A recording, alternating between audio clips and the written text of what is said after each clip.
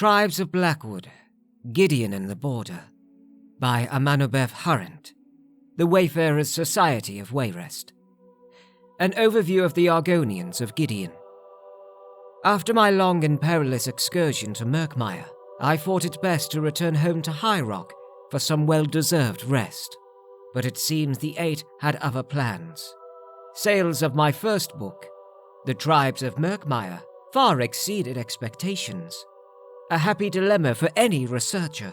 So, to fulfill the newfound demand, I bid my caravan farewell at the Transnibbon and set out east toward Gideon. For those readers who have never been there, Gideon is a paradoxical mixture of countless cultures, a confusing mishmash of Aeliad architecture, imperial history, and Kofringi folklore and Argonian tradition. Despite its rich cosmopolitan history, present-day Gideon is peopled mostly by Argonians. Unlike their cousins of the south, whom I grew to cherish like family, the Argonians of Blackwood both bear the scars and reap the benefits of long exposure to Cyrodiil. They speak Cyrodiilic with greater precision, conduct business with more subtlety, and navigate foreign traditions with greater success. This often comes at the cost of ancient traditions and purer strains of Argonian philosophy. The first time I heard an Argonian openly dismiss the primacy of the Hist, I was astonished.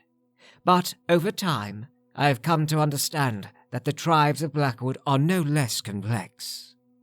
In many ways, they are far more complicated. Argonians on the border with Greater Tamriel absorb the lion's share of foreign depredations. Wars, famines, enslavement, environmental exploitation, and so on. Border Argonians have borne it all. As a result, nearly all the friendships I struck with local Saxhleel were hard-earned. Most Murkmire Argonians regard foreigners with a bemused, almost comic disinterest. Blackwood Argonians, however, view most outsiders with a skepticism that borders on the cynical. A local leader named Keshu has made great strides toward integrating her people into wider Tamrielic society. I pray that the endeavor leads to greater cooperation, not greater distrust. Tribes of Blackwood, Red Dream People, by Amanobeth Harrent, The Wayfarer's Society of Wayrest. A look at the Hutsleal tribe. While many Argonians shun stone dwellings, border tribes are often less rigid in their beliefs. One can't travel far in Blackwood without encountering an ancient ruin of some variety, and these ruins can provide sturdy, defensible housing, no small thing in a land as inhospitable and war-torn as this one. We met several tribes who dwelt in and around sunken Zanmiers, and even a few who took refuge in old Aeliad settlements. Take the Red Dream people, for instance. While their flood homes are built in the traditional Argonian style, they often retreat to nearby Aeliad and Argonian ruins in dry times.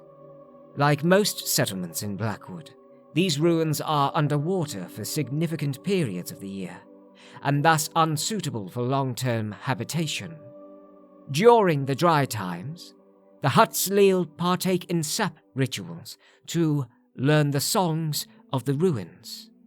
Outsiders might interpret this as an unconventional form of archaeology. They spend long hours searching the ruins for objects of historical value, chipped cups, broken weapons, and so on. Once they have gathered enough, they sprinkle ash over the objects, drink some strange sap brew, and dream over the objects to learn their stories. From what I could ascertain, most of these stories were either apocryphal or so thoroughly shrouded in metaphor that they could hardly be used in a scholarly journal. Even so, the tales are evocative and bring the tribe a valuable sense of place. The root herald, Lunai, described it as harvesting, a practice not unlike hunting or farming.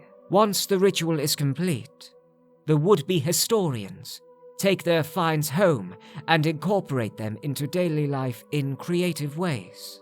Hutsleal farmers might convert a sword to a plough blade. Chefs might convert ancient Aeliad cups into flower pots. It's a lovely display of ingenuity that could only exist here in Black Marsh. Tribes of Blackwood, Riverbacks, by Amanubeth Harrant, The Wayfarer's Society of Wayrest. An account of meeting the Akatosh tribe. If I disabuse you of any notion, let it be this. Not all Argonians look or behave the same. People beyond the borders of Black Marsh often assume that Argonian physiology is locked, with only subtle variations existing between tribes. While it is true that most Argonians seem to share a basic morphological pattern, variations both great and small still exist. The Sapa, Nagas, Hapslit, and Paatru are just a few examples. From what I can ascertain, these differences correspond with the habitats surrounding each tribe's hist. Most Naish elders contend that the hist provides the right skins at the right time. If that is true, the Riverbacks tribe's hist did an excellent job. My guide, Names-the-Orchids, took me deep into the swamp to meet a little-known tribe called the Akatosh, or Riverbacks.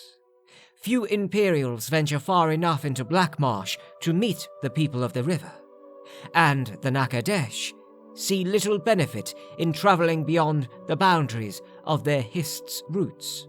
For that reason, most perceive them as a secretive and mysterious tribe. This misconception is made all the more amusing by the Riverbacks' boundless hospitality. We approached the Riverbacks' territory via ferry boats. Our expedition encountered tribal sentries almost immediately. They floated to the surface of the water like turtles or crocodiles. I was struck by the wideness of their faces, the largeness of their eyes, and the broad webs adorning their forearms and throats. The hist clearly provided the right skin for the locale. Riverback territory is more water than land. A drowned marsh navigable by small rafts, canoes, and little else. Names-the-Orchids greeted them with a series of low croaks. They cheerfully repeated the sound before lifting themselves onto our boat. Neither of the sentries seemed familiar with Cyrodiilic, so our guide had to interpret. She told us that the Riverbacks demanded tribute in the form of a riddle before they would grant passage. I detected no threat behind the demand. It seemed like more of an invitation than an order. I've no talent for wordplay, but I shared a children's riddle about doorknobs that practically every Imperial knows. As soon as Names-the-Orchids translated it, the two sentries clapped their hands. One of them pressed his forehead to mine, croaked twice, then both vanished into the water as suddenly as they appeared. We spent 4 days among the Riverbacks, all but one of them on rafts fishing. Riverback fishing resembles traditional fishing in name only. Rather than hook and line, the Akatosh use large riverfish called osija gars. Each osija is secured by a strange harness and bridle. When the Argonians find an abundant fishing spot, they release the predatory gars and let them snatch up the fish.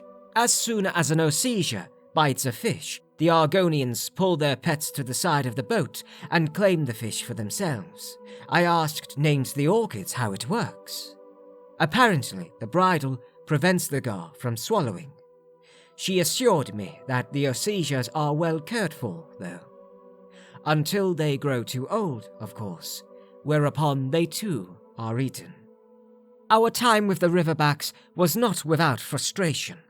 Of all the Argonians I have met, the Akatosh were by far the least curious. Other than riddles, they had no appetite for anything we brought. They refused our food, took no particular interest in our tales, and did not even ask for our names. This disinterest, combined with their boundless hospitality, made most of the expedition uncomfortable. Names-the-Orchids chided us for thinking kindness demands reciprocity. As always, even these small disappointments teach us valuable lessons.